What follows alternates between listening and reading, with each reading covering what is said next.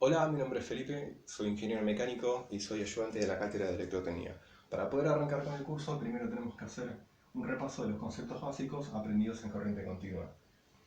Primero vamos a repasar las leyes de Kirchhoff o las reglas, que son dos, en donde la primera regla enuncia que en un circuito cerrado la sumatoria algebraica de las tensiones tiene que ser igual a cero.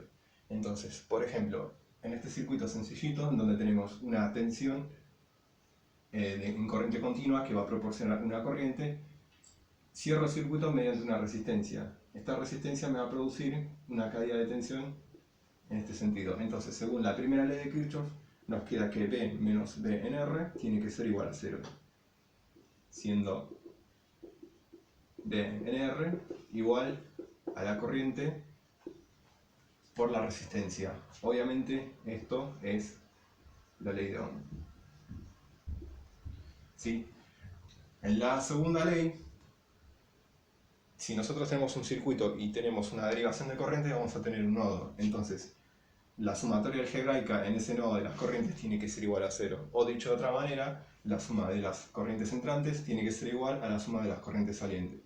En este caso, si tengo como I1 entrante, voy a tener I2, I3 e I4 como corrientes salientes. Entonces, según la segunda ley de Kirchhoff, tendría que I1 tiene que ser igual a I2 más I3 más I4.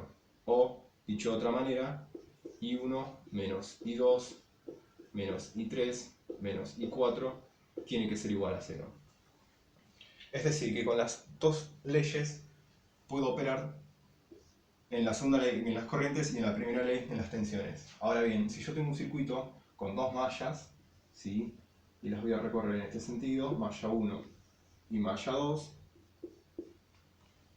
tengo que una fuente va a estar entregando una corriente y tengo una derivación o una bifurcación en este caso de corrientes. Entonces tengo I2 e I3. ¿Sí? Entonces, según la segunda ley, tendría que I1 tiene que ser igual a I2 más I3.